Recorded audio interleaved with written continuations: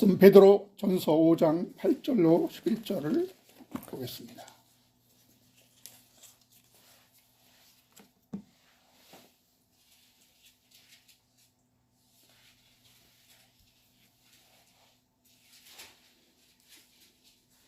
베드로 전서 5장 8절로 11절 다 같이 읽겠습니다. 근신하라 깨어라 너희 대적 마귀가 우는 사자와 같이 두루다니며 삼킬 자를 찾나니 너희는 믿음을 굳게 하여 그들을 대적하라. 이는 세상에 있는 너희 형제들도 동일한 고난을 당하는 줄을 알리라. 모든 은혜의 하나님 곧 그리스도 안에서 너희를 부르사 자기의 영원한 영광에 들어가게 하신 이가 잠깐 고난 당하는 너희를 친히 온전케 하시며 굳건하게 하시며 강하게 하시며 너를 견고하게 하시리라. 권능이 세세 무궁하도록 그에게 있을지어다. 아멘. 오늘 이 본문 말씀을 가지고 적과의 동침이라는 이러한 제목으로 말씀을 나눕니다. 참 이번 시간은 특별한 시간이죠. 우리 한 집사님이 이러한 질문을 했습니다. 목사님, 우리 그리스도인이 이 세상에 살면서 물질에 대해서, 세상에 대해서 어떤 태도를 취하며 살아가는 것이 합당한 태도입니까? 이런 질문을 받고 정말 기도하는 마음으로 하나님께 기도했습니다. 참 저는 이 적과 동침이라는 이 영화가 있는데 저는 이 영화를 본 적은 없습니다. 그러나 하나님은 기도하는 중에 적과의 동침이라는 제목을 주셨고 3부로 이 어떤 설교의 내용을 쭉 깨닫게 하셨습니다. 준비하게 하셨습니다. 일부러 오늘 그 세상과 물질의 적이 어떻게 우리와 함께 대립하고 있는지, 그리고 다음 2부에는 우리의 삶의 태도에 대해서 어떻게 우리는 또 적과 대처하고 있는지, 예수님이 너희는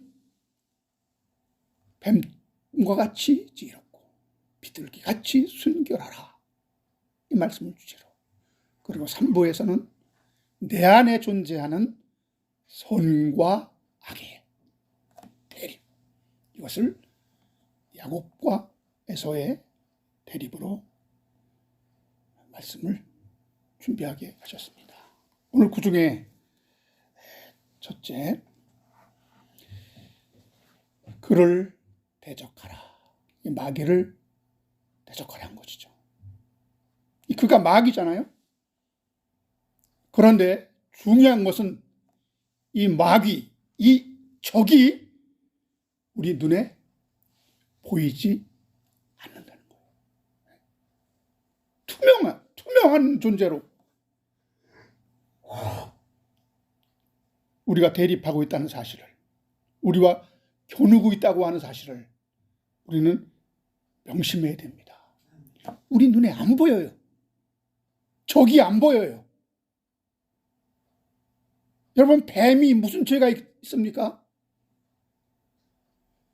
뱀은 아주 지혜로운, 아주 조심성 있고 지혜로운 동물로 마귀에 의해서 쓰임받은 하나의 그 도구에 불과한 것입니다.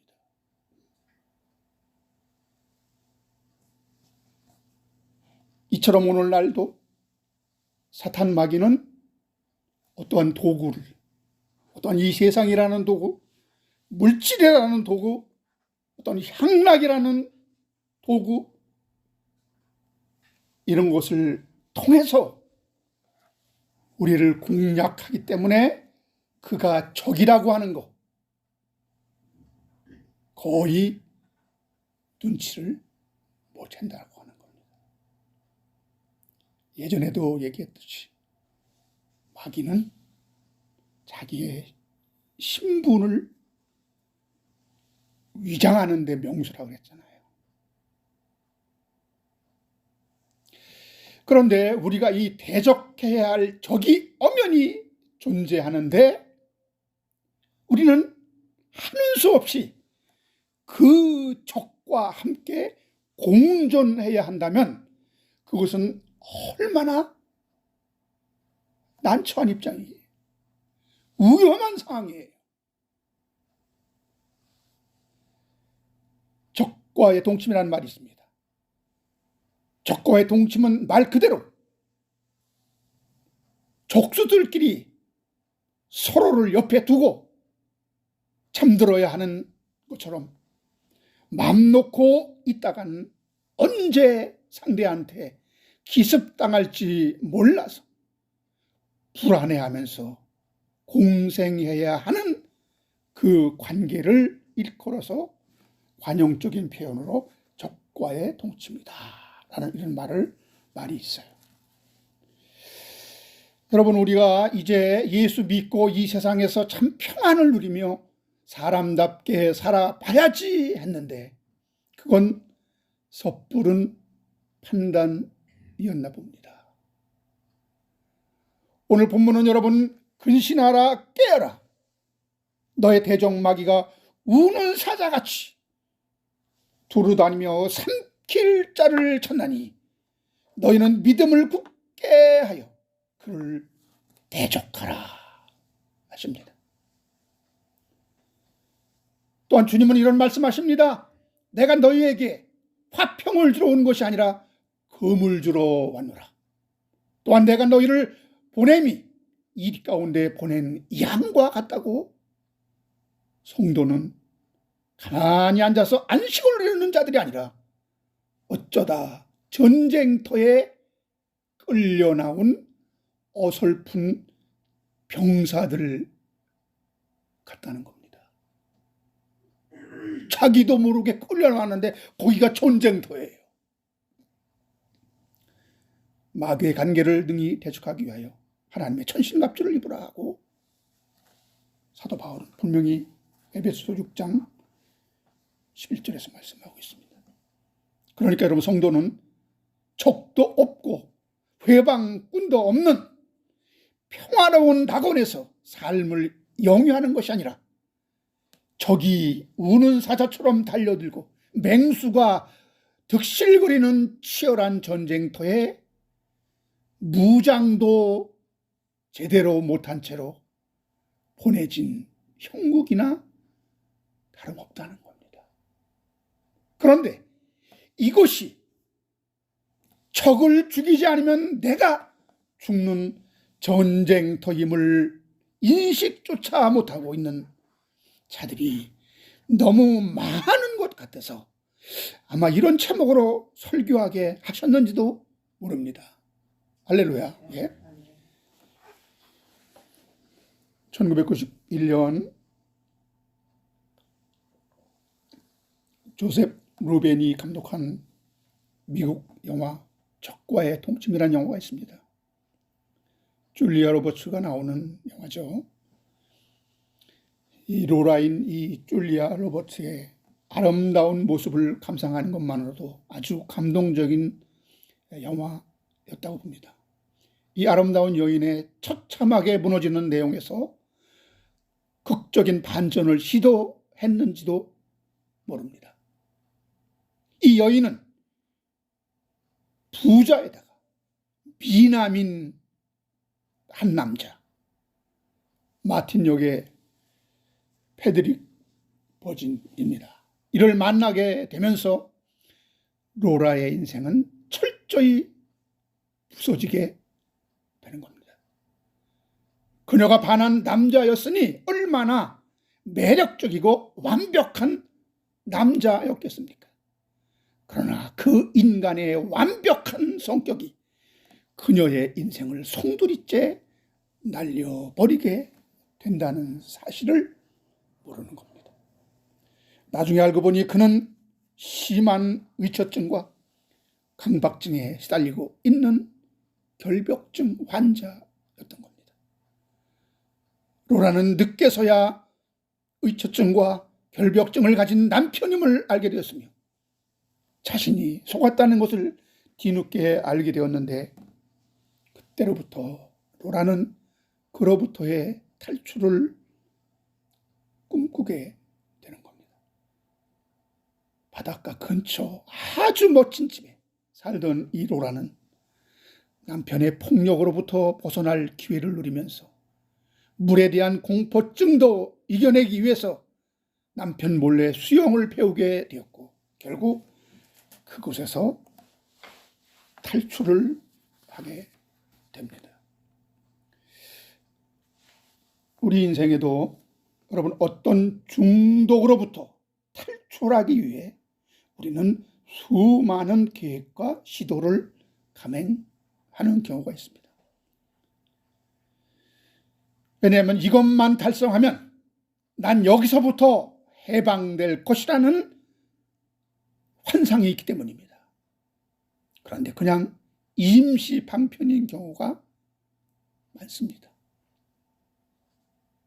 하지만 로라는 벤이란 새로운 남자를 사귀게 되면서 새로운 인생의 빛이 드는가 했는데 여러분 한 번 맺은 인연의 골은 쉽게 풀어지지 않고 전 남편 마틴의 집요한 추적으로 인하여 결국 로라의 꿈은 파탄이 나게 됩니다. 그리고 이 영화가 끝이 나는데 그 마지막 장면이 압권입니다. 로라는 자기를 찾아낸 그 전 남편을 보고 소스라치게 놀라는 겁니다. 그를 향해 그가 가지고 있던 총으로 방아쇠를 당깁니다. 왜냐하면 그가 살아있는 한 그로부터 벗어날 수 없다고 그는 느꼈기 때문이죠. 그리고 로라는 자신이 침입자를 죽였노라고 경찰서에 전화로 신고를 합니다. 그리고 이 영화는 막을 내립니다. 여러분 나에게 구원을 줄 것이라는 믿음에서 출발한 결혼이 여러분 그가 살아있는 한 그로부터 벗어날 수 없다는 절망과 공포의 감옥에 나를 또다시 가둘 줄 누가 알았겠습니까? 그러나 우리 인생이라는 것이 바로 이런 거예요. 이 주인공은 인생 무상 속에서 사람을 지나치게 기대하거나 믿는 것이 얼마나 허망한 것임을 아마 깊이 깨닫게 되었을 겁니다.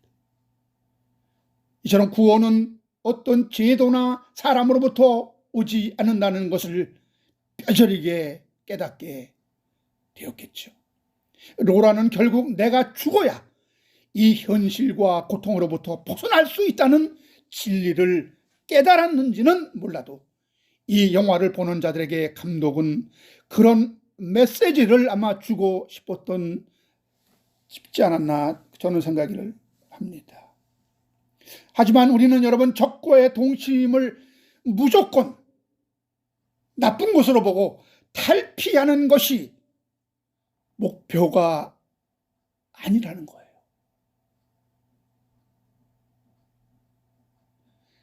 우리는 그 과정을 통해서 나를 알고 인생을 배우는 것이 진짜 이 영화가 말하고 싶었던 내용이 아니었나 그렇게 생각합니다. 왜냐하면 여러분 인생의 감옥은요 어디든 있는 것입니다. 어딜 가도 누구를 만나도 우리 인생의 지옥은 내 마음 안에도 존재하기 때문에 이 세상에서 피할 수 있는 곳은 아무데도 없다는 것을 우리는 알아야 합니다. 이 영화는 우리의 인생의 일그러진 모습을 너무 잘 그려내고 있는 듯합니다. 여자는 남편 하나만 잘 만나면 새로운 세계가 열릴 것이라는 그런 환상과 행복이 보장될 것이라고 착각 속에서 남편을 만나게 됩니다. 그 남자 또한 한 여인을 만나 나의 부족한 반쪽을 채우고 나를 한없이 이해하고 사랑해 주기를 바라는 대상을 찾고 있다는 것을 모른 채 말입니다. 결혼을 하게 되는 것이 비극의 이것을 모르고 결혼을 하게 되는 것이 비극의 씨앗인지도 모르죠. 그렇게 되니 결국 서로가 속았다 하면서 이혼을 감행하지만, 이런 불완전한 인간 속에서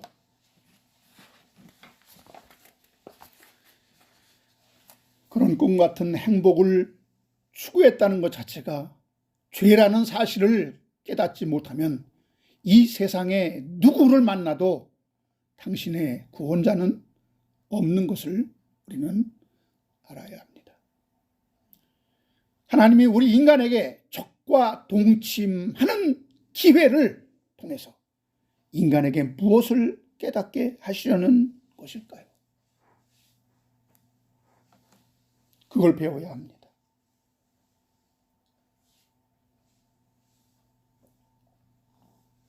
적과의 동침은 우리 그리스도인의 세상을 사는 모습과 너무나 닮아 있다는 겁니다.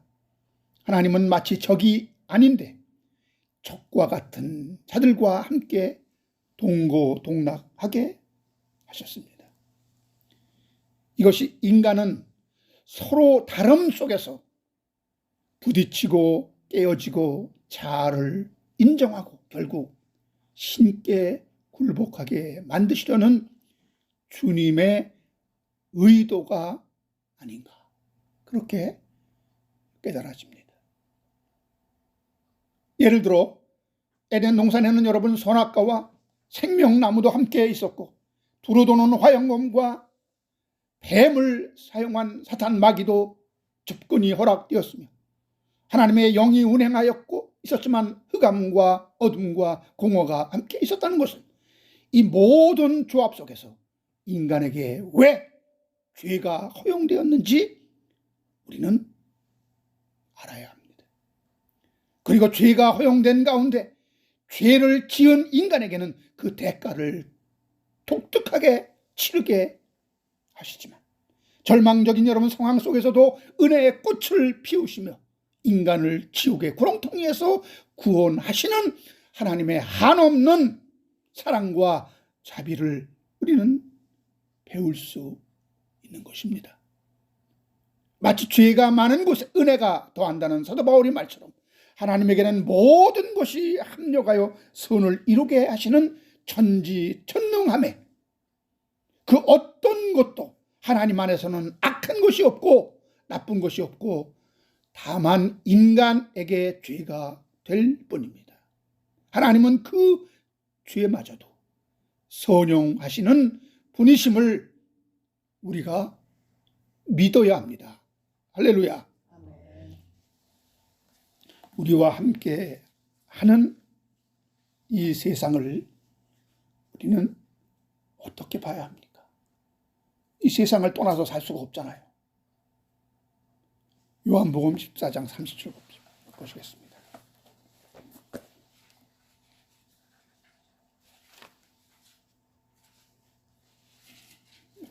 어떤 세상인지.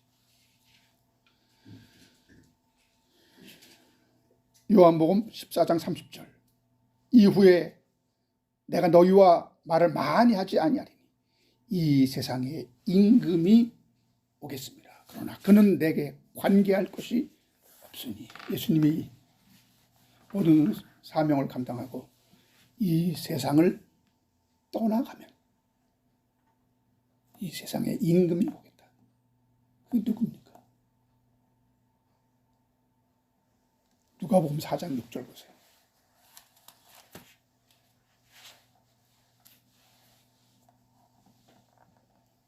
우리는 속고 있는지도 모릅니다. 누가복음 4장 6절.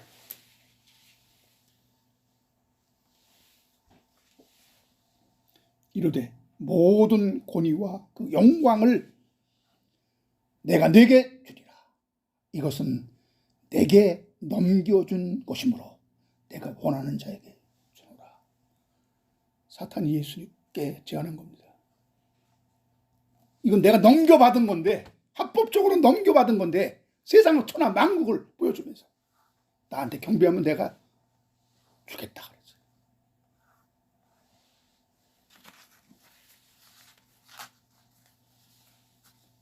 마귀가 세상 임금, 합법적으로 세상 임금 군림하고 있다는 사실.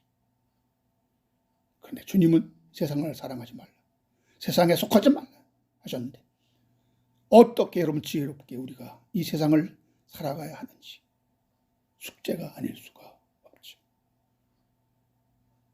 그래서 여러분 성경을 자기 임의대로 해석하여 이렇게 행하고 저렇게 살아야 구원을 받을 수 있다는 이단 종파가 생겨나게 되는 것입니다. 그런데 여러분 이단을 보면은 그 특징이 있어요. 이단도 우리의 엄연한 적입니다. 하나님이 그런데 허락하셨습니다. 그들은 너무나 외골수입니다. 극단적입니다.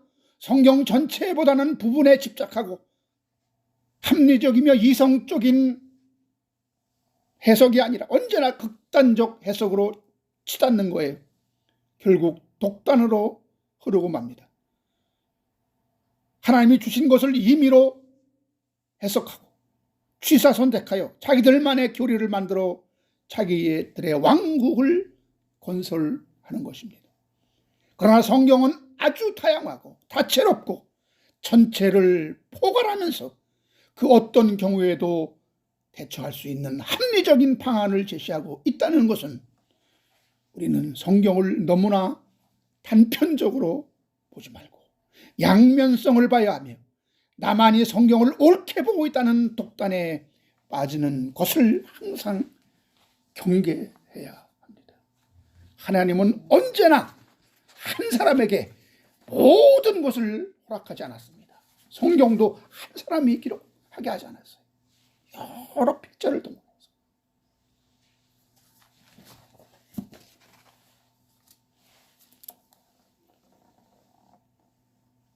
우리는 매사를 선악의 이중 구조로만 보고 옳고 그름을 재단하려 하지만 하나님은 여러분 그 상황을 통해서 우리에게 많은 것을 교훈하여 가르치고 있음을 우리는 알아야 합니다. 그러니까 여러분 이러한 편향적인 사고, 한쪽으로 치우친 성경 해석은 매우 위험하며 성경의 말씀보다는 왜곡된 교리에 갇혀버리는 위험성이 언제나 도사리고 있는 것입니다. 너희는 이 세상에 속하지 말라는 말씀을 이단들은 어떻게 해석합니까? 여호와 증인은 세상에 속하지 말라는 말씀을 나라의 공직에 참여하지 않는 것으로 그렇게 해석하고 그렇게 규정하고 국방의 의무를 이행하는 것은 중립을 위반하는 것이라 양심의 자유를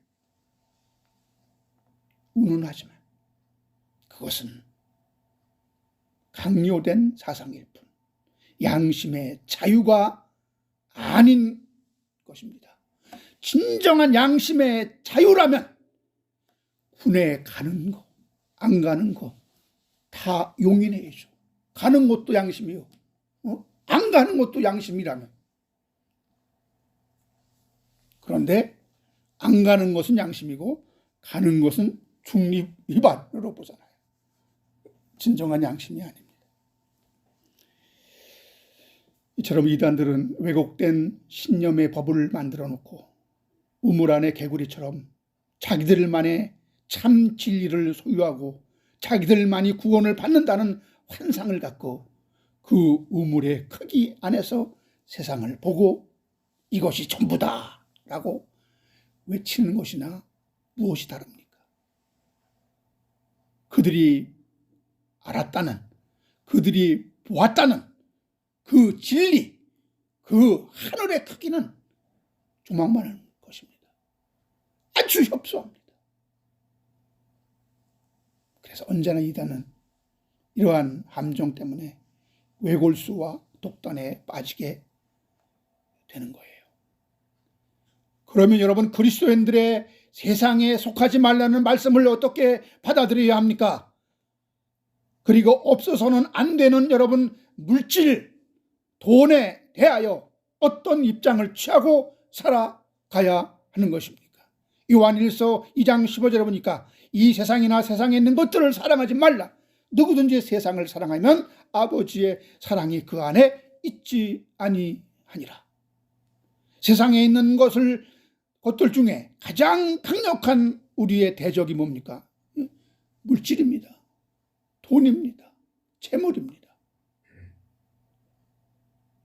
여러분, 이거 없이 세상 살아갈 수 있어요?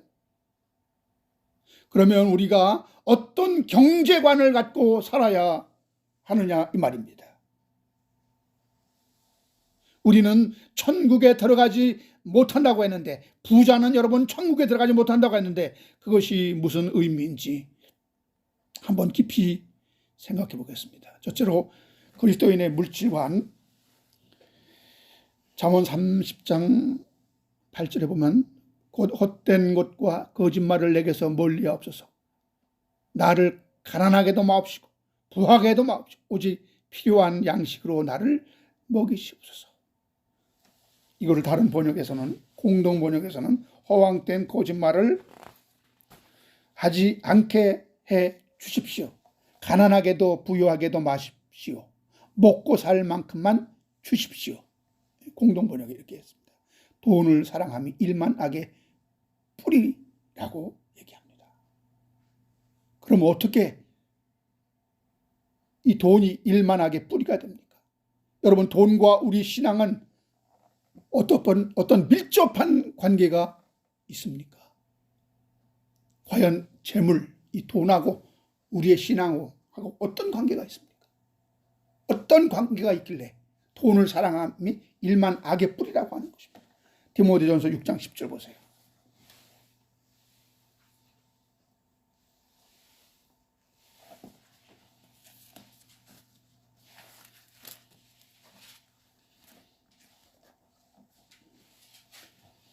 디모데전서 6장 10절.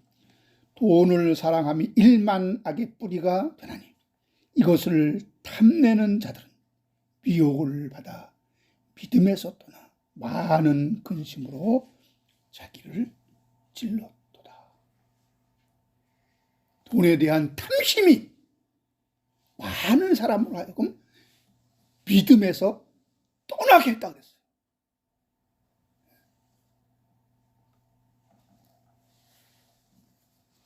그 돈이 사람들로 하여금 믿음을 갖게 하기도 하고 믿음에서 떠나게 하기도 하고. 돈의 위력이 대단하죠. 여러분, 돈을 사랑한다는 것은요, 다른 말로 하면 돈을 하나님처럼 섬기지 말라는 뜻입니다. 마태복음 6장 24절에 한 사람이 두 주인을 섬기지 못할 것이니 혹 이를 미워하고 저를 사랑하거나 혹 이를 중히 여기고 저를 경히 여김이라. 너희가 하나님과 재물을 겸하여 섬기지 못하느니라. 하나님도 섬김을 받고 이 재물도 섬김을 받는 신처럼 군림한다는 거예요. 이런 힘이 물질에 있어요. 재물에 있어요. 여러분, 나의 전생에 오직 돈을 모으고 돈이 주는 그 쾌감과 그 능력에 취해서 나의 사는 목적이 오직 재물을 쌓는 것이라면 돈이 신이 아니고 무엇입니까? 하나님은 이 재물을 사람에게 주면서 이것이 주는 그 위험성을 언제나 경고하고 있는 것입니다. 우리가 자칫 잘못하면 돈의 마력에 온 마음을 빼앗기게 될 수도 있음을 늘 우리는 경계해야 되는 것이죠. 우리는 돈의 우력 앞에 무력한 자가 되어서는 안 됩니다. 돈의 필요성은 인정하고 돈이 많은 것을 가능하게 만들고 우리의 삶을 윤택하게 만드는 것도 사실입니다. 그렇다고 이 돈을 섬기는 데까지 가면 그것은 망하는 길이라는 거예요. 그럼 어떤 의미에서도 돈도 우리의 적이나 마찬가지. 우리는 돈이란 아주 강력한 적과 동침하고 있는 그러한 실정입니다. 내가 정신 차리지 않으면 믿고 있던 적에게 그만 치명상을 입는 것처럼 돈의 그 의력 앞에 우리의 신앙마저 무너질 수 있습니다. 여러분, 부자가 악입니까? 성경은 왜 부자는 천국에 들어가지 못한다고 했을까요? 한 부자의 예를 통해서 그 이유를 알아보겠습니다. 마가복음 10장 22절을 보니까 그 사람은 재물이 많은 고로 믿음으로 인하여 슬픈 기색을 띠고 근심하여 갔다 그랬습니다. 그러나 그 사람은 재산이 많았기 때문에 이 말씀을 듣고 울상에 대해서 근심하여 떠났다 그랬어요. 그 말씀이 뭡니까? 예수님이 너희가 어떻게 하면 영생을 얻을 수 있는가에 대한 대답을 해주셨는데, 예수께서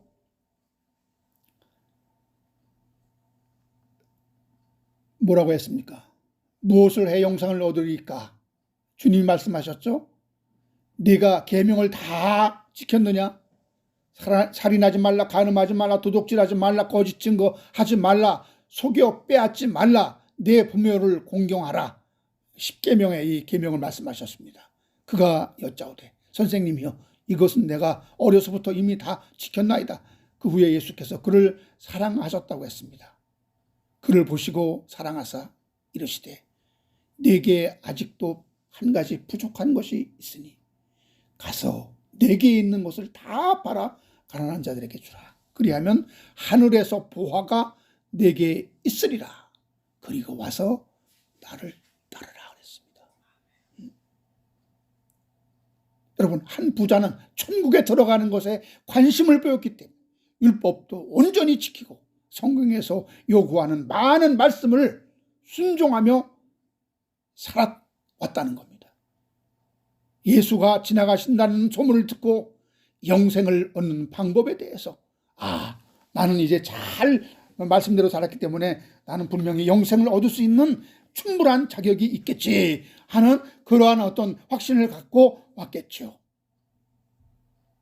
그런데 그에게 문제가 한 가지 있었습니다.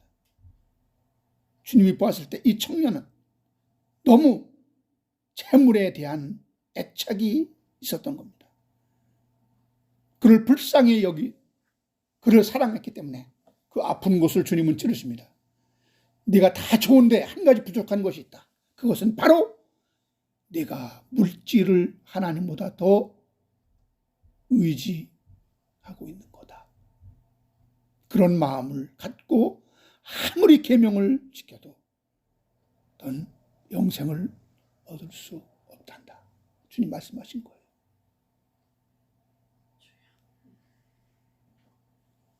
그럼 어떻게 해야 됩니까? 가서 내게 있는 것을 다 팔아 가난한 자에게 주라. 그리하면 하늘에서 보화가 내게 있으리라. 그리고 와서 나를 따르라. 이 말을 듣고 그 청년이 슬픈 기색을 띠고 갔다 그랬습니다. 이 청년은 영생을 얻는 거하고 이 재물을 내가 갖고 있는 재물하고 어떤 것을 더 가치 있게 본 거예요.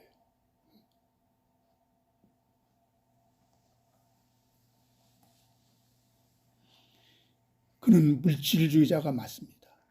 자신의 전 재산을 포기하느냐, 영생을 얻느냐의 기로에서 그는 전 재산을 지키는 쪽을 선택한 것입니다. 그는 하나님보다 돈을 더 사랑했던 것이 분명합니다. 그런데 여러분, 이 부자 청년의 이해는 돈의 가치 그리고 돈이 주는 유익 이런 것을 송두리째 무시하고 돈은 죄악이다 라는 것을 설명하기 위해서 예시한 것이 아닙니다.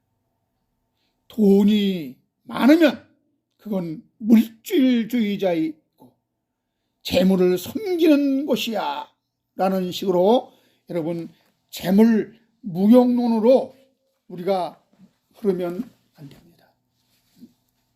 재물이 많으면 그건 죄야, 악이야. 부자는 그거는 죄를 짓는 거야. 부자는 절대 하나님을 섬길 수 없어. 이런 결론을 내라고 주님이 이런 예시를 한 것이 아닙니다. 성경에는 여러분 부자가 얼마든지 하나님을 잘 섬기고 살아간 자들 많습니다. 그것이 여러분 전부가 아니라 하나님을 섬기게 하는 도구임을 인정하고 재물이 많은 일을 가능하게 한다는 것을 인정할 필요가 있습니다. 돈이 없으면 하나님의 일을 할 수도 없습니다. 당연히 물질이 필요한 것은 맞는 이야기입니다. 그런 만큼 여러분 위험성이 있다는 것을 우리는 인정해야 한다는 것이죠. 돈이 그만큼 우리에게 중독되게 하는 경향이 있기 때문에 하나님은 아무에게나 재물을 주시지 않는 법입니다.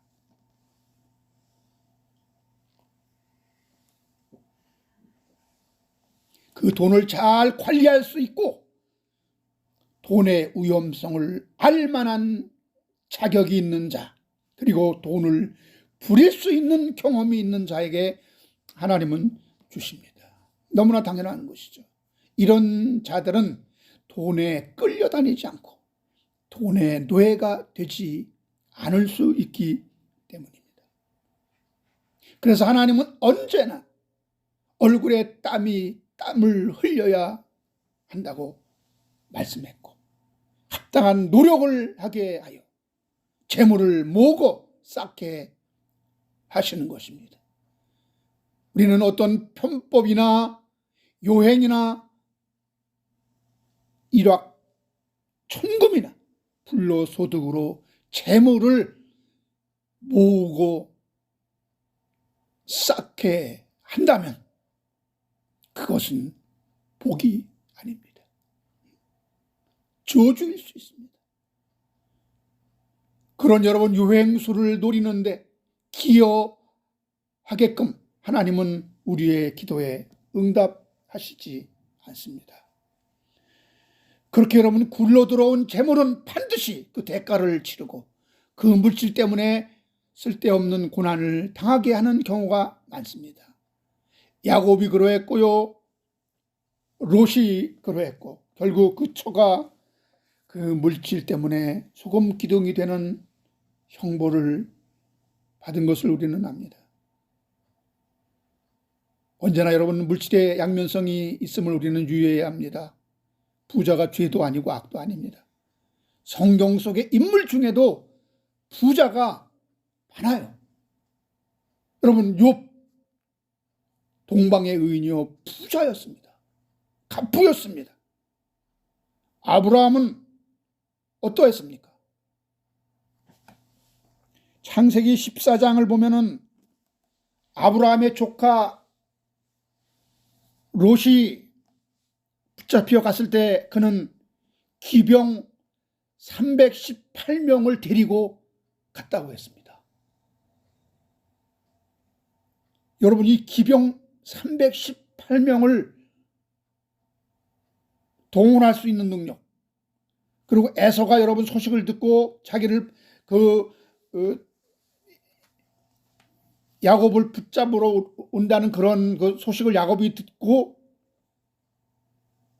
야곱이 도주했을 때 에서가 야곱을 만나기 위해서 400명의 장정을 데리고 왔다 그랬습니다. 그러니까 이 사람들이 가난한 자들이 아니에요. 가난이 미덕이 아니에요. 물질이 있었고 풍부하게 있었고 많은 사람을 거느리고 있었고 그것을 잘 관리했던 것입니다. 우리가 잘 아는 니고데모는 여러분 부와 명성을 다 갖고 있는 사람 같았습니다. 이처럼 부자가 죄는 아니고 돈이 악도 아니고 명예가 수치스러운 것이 아닙니다. 이것을 어떻게 사용하느냐, 이것도 어떻게 관리하고 어떻게 사용하느냐에 따라서 하나님께 영광이 될 수도 있고 전도가 될 수 있고 하나님의 일을 할 수가 있는 그런 귀한 자물이 될 수 있는 거예요.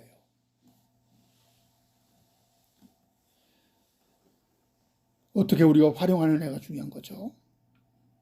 두 번째, 그러면 그리스도인의 이 세상에 대한 우리가 어떤 자세를 갖고 살아야 될 것인가.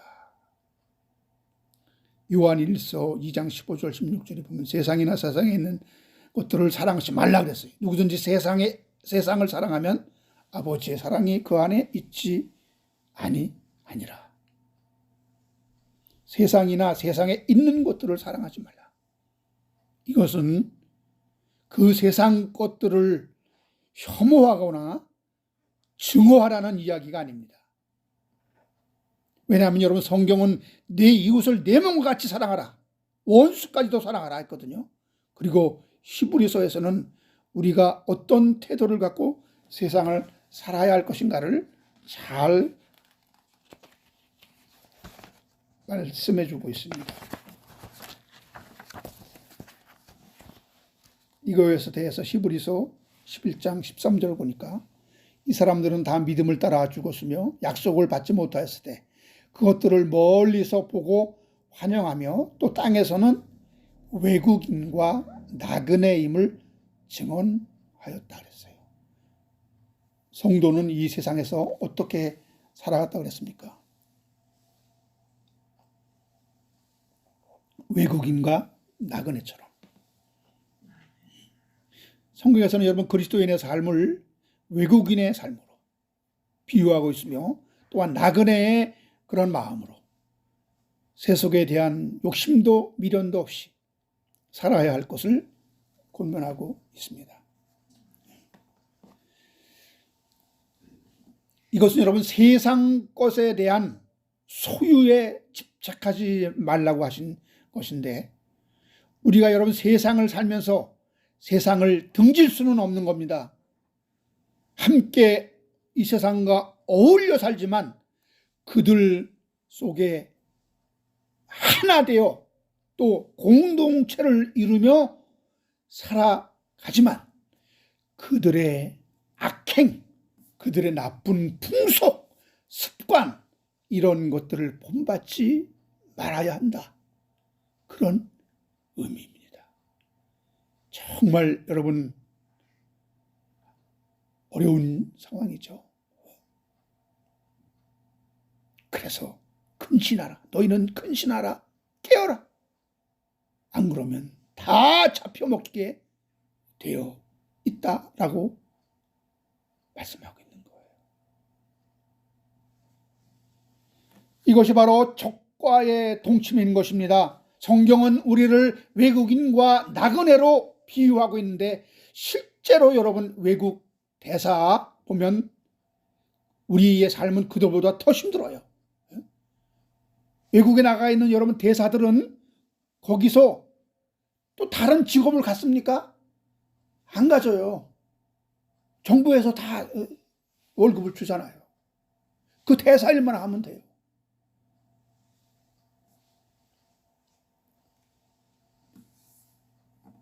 우리는 천국의 대사로 이 세상에 파견된 자예요.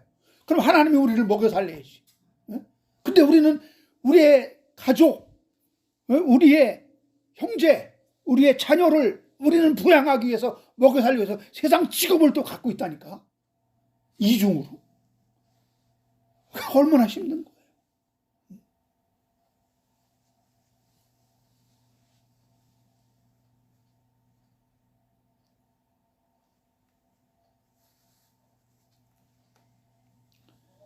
이것은 현실입니다. 신앙은 우리 현실을 초월하지 않습니다. 그래서 어떤 분들은 세상과 하나 되지 말라, 세상에 속하지 말라는 말씀을 확대 해석해서 세상의 모든 것들을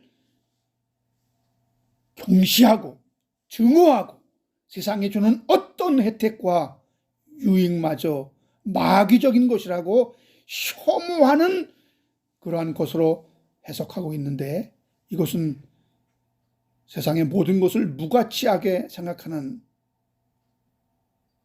것이기 때문에 이건 바른 그리스도인들의 생활이 아닙니다. 이렇게 극단적으로 흐르게 되면 문제가 될 수가 있습니다. 세상이란 그 자체가 마귀에게 속했다고 해서 세상 자체를 우리는 부정할 수가 없잖아요. 거기에 살아야 되기 때문에. 하나님은 여러분 이 세상을 마귀의 뜻대로 지배하도록 놔두시지 않습니다. 어떤 선함을 유지하고 망하지 않도록 하나님께서 경륜하신다는 거예요. 우리는 세상에 살면서 우리는 세상에 주는 유익, 그리고 세상에 주는 즐거움, 이런 것들을 어느 정도로 우리가 절제하며 경건한 생활을 유지해야 하는지, 이것은 초대교회 이후 계속 그리스도인들의 문제였습니다. 우리 그리스도인들이 이 세상에 살면서 이 세상에 속하지 않고 얼마나 우리는 경건하게, 얼마나 우리는 의롭게 우리는 살아가야 할 것인가. 그래서 어떤 때는 세상에 속하면 안 된다 하여 중세 시대에는 수도원으로 들어가 자기를 괴롭게 하는 고행과 자학, 그리고 금욕주의가 진정한 그리스도인의 경건의 모습이다, 이렇게 주장하기도 했고요. 근래에는 청교도적인 신앙을 높이 평가하여 이런 것이 참다운 그리스도인의 영성이라 라고 주장하기도 했습니다. 그런데 가만히 보면요, 정말 위대한 설교자가 나온 그 시대가 있어요. 청교도주의자들의 설교. 조나단 에드워즈, 그리고 찰스 스펄전, 설교의 황태자라고 합니다. 그리고 아도 핑크, 개혁주의 신학자, 청교도 신학자, 그리고 마르틴 로이드 존스가 있는데요. 이는 웨스트민스터 신학교에서 설교의 본질이 설교학을 강의한 교수입니다. 근데 이분이 얼마나 설교에 대해서 중요시했는가 하면 준비 없이 설교하느니 벌거벗고 설교하겠다고 했어요.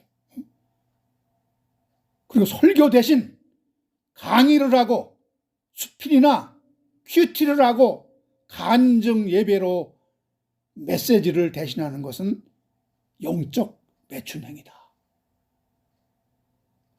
이들이 다 청교도적인 그러한 설교자입니다.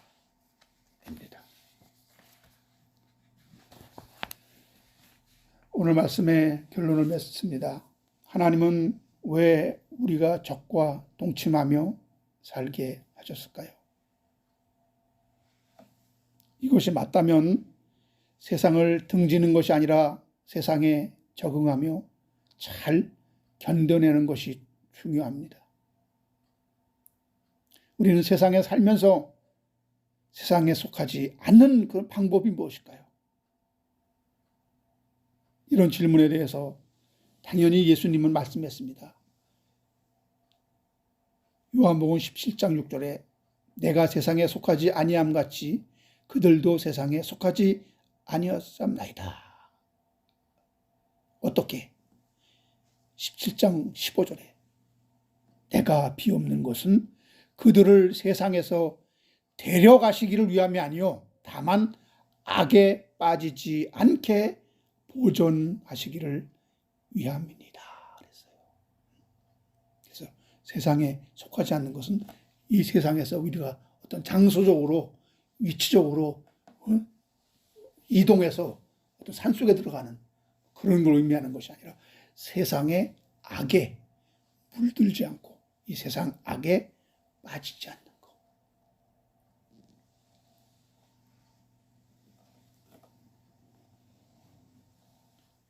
이것은 여러분 어떤 여호와의 증인의 해석처럼 세상 나라의 공무원이 될 수 없다는 식으로 이것을 해석하고 있는데요.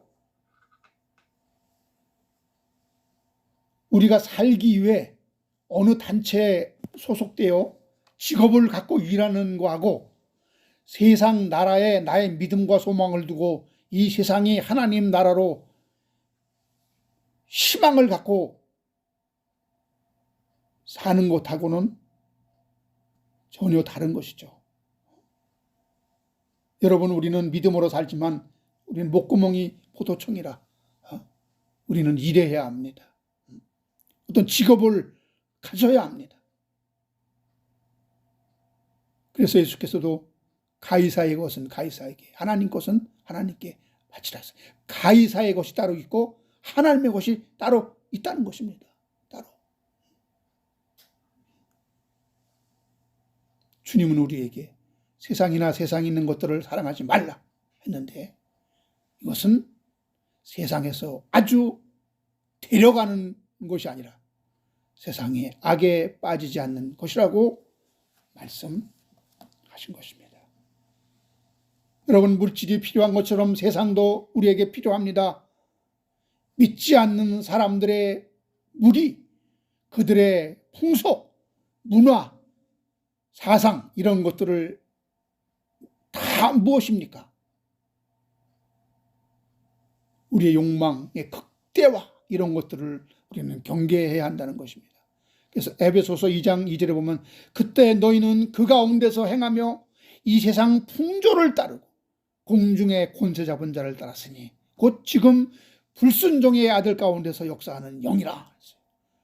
그래서 우리는 이 세상의 풍조와 문화와 사상과 유행 이런 것들을 배후에 악한 영이 지배하게 하셨다는 것을 명심하면서 이 세상에 존재하는 모든 것은 다 나쁘다, 다 죄요 악이다 이렇게 보면 안 됩니다.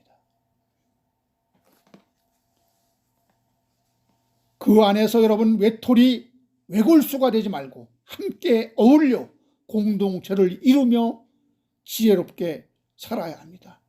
그래서 선택과 분리, 지혜로운 분별력을 통해서 하나님의 뜻을 우리는 깨달아야 하는 것입니다. 이거야말로 예수님 말씀하신 것처럼 뱀 같은 지혜, 비둘기 같은 순결함의 결정체입니다. 왜 하나님은 우리가 적과 동침하며 살게 하셨습니까?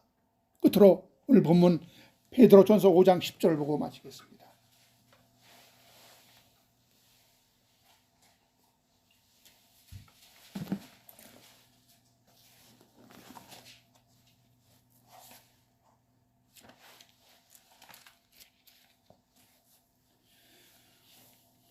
베드로전서 5장 10절